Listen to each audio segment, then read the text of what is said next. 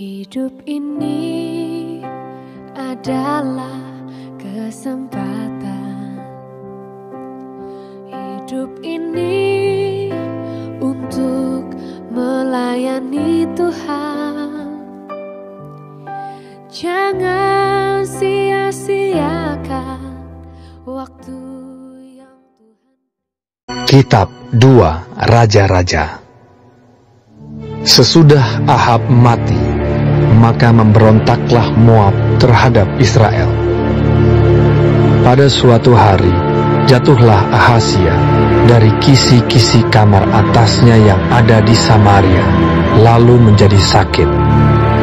Kemudian dikirimnyalah utusan-utusan dengan pesan, "Pergilah, mintalah petunjuk kepada Baal Zebub,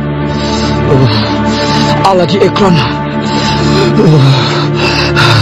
Apakah aku akan sembuh dari penyakit ini?"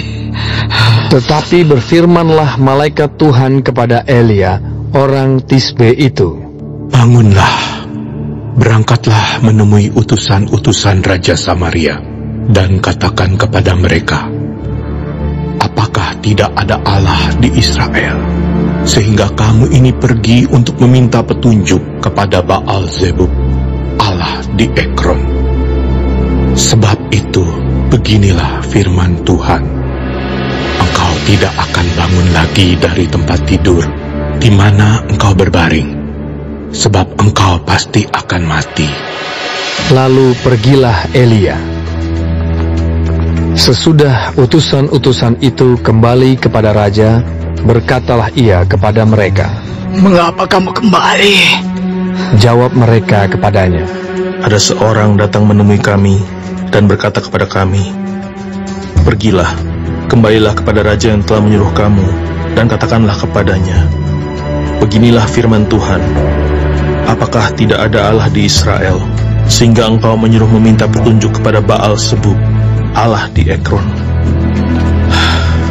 Sebab itu, engkau tidak akan bangun lagi dari tempat tidur di mana engkau berbaring, sebab engkau pasti akan mati." Lalu bertanyalah ia kepada mereka, "Bagaimanakah rupa orang yang telah datang menemui kamu itu dan mengatakan perkataan ini kepadamu?" Jawab mereka kepadanya, "Seorang yang memakai pakaian bulu dan ikat pinggang kulit terikat pada pinggangnya." Maka berkatalah ia, "Itu Elia, orang Tisbe." Sesudah itu disuruhnyalah kepada Elia seorang perwira dengan ke-50 anak buahnya. Orang itu naik menjumpai Elia yang sedang duduk di atas puncak bukit. Berkatalah orang itu kepadanya, "Hai Abdiallah, Raja bertitah, turunlah." Tetapi Elia menjawab, katanya kepada perwira itu, "Kalau benar aku abdi Allah, biarlah turun api dari langit memakan engkau habis dengan ke-50 anak buahmu." Maka turunlah api dari langit memakan dia habis dengan ke-50 anak buahnya. Kemudian raja menyuruh pula kepadanya seorang perwira yang lain dengan ke-50 anak buahnya.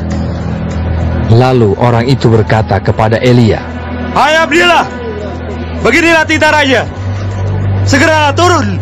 Tetapi Elia menjawab mereka, "Kalau benar aku abdi Allah, biarlah turun api dari langit memakan engkau habis dengan ke-50 anak buahmu."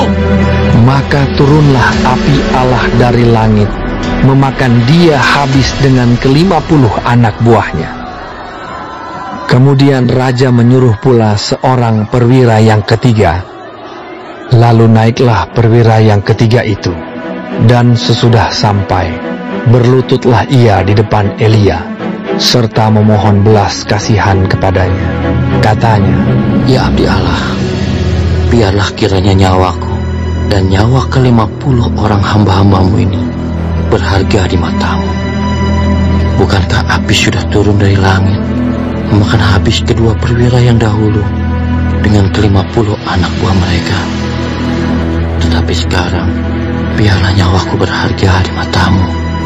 Maka berfirmanlah malaikat Tuhan kepada Elia, turunlah bersama-sama dia, janganlah takut kepadanya. Lalu bangunlah Elia dan turun bersama-sama dia menghadap raja. Berkatalah Elia kepada raja, beginilah firman Tuhan. Oleh karena engkau telah mengirim utusan-utusan untuk meminta petunjuk kepada Baal Zebub, Allah di Ekron, seolah-olah tidak ada Allah di Israel untuk ditanyakan firman-Nya, maka sebab itu engkau tidak akan bangun lagi dari tempat tidur di mana engkau berbaring, sebab engkau pasti akan mati. Maka matilah raja sesuai dengan firman Tuhan yang dikatakan oleh Elia. Maka Yoram menjadi raja menggantikan dia dalam tahun kedua zaman Yoram bin Yosafat, raja Yehuda, sebab Ahazia tidak mempunyai anak laki-laki. Selebihnya dari riwayat Ahazia, apa yang dilakukannya, bukankah semuanya itu tertulis dalam kitab sejarah raja-raja Israel? Baik, sebelum mengakhiri firman Tuhan hari ini, kita sama-sama berdoa. Bapa kami yang di sorga, dikuduskanlah namamu. Datanglah kerajaanmu, jadilah kehendakmu di bumi seperti di sorga. Berikanlah kami pada hari ini makanan kami yang secukupnya, dan ampunilah kami akan kesalahan kami, seperti kami juga mengampuni orang yang bersalah kepada kami. Dan janganlah membawa kami ke dalam pencobaan, tetapi lepaskanlah kami daripada yang jahat. Karena Engkaulah yang empunya kerajaan dan kuasa dan kemuliaan sampai selama-lamanya. Amin. Terima kasih pemirsa telah mendengarkan firman Tuhan hari ini. Sampai ketemu besok hari. Terima kasih.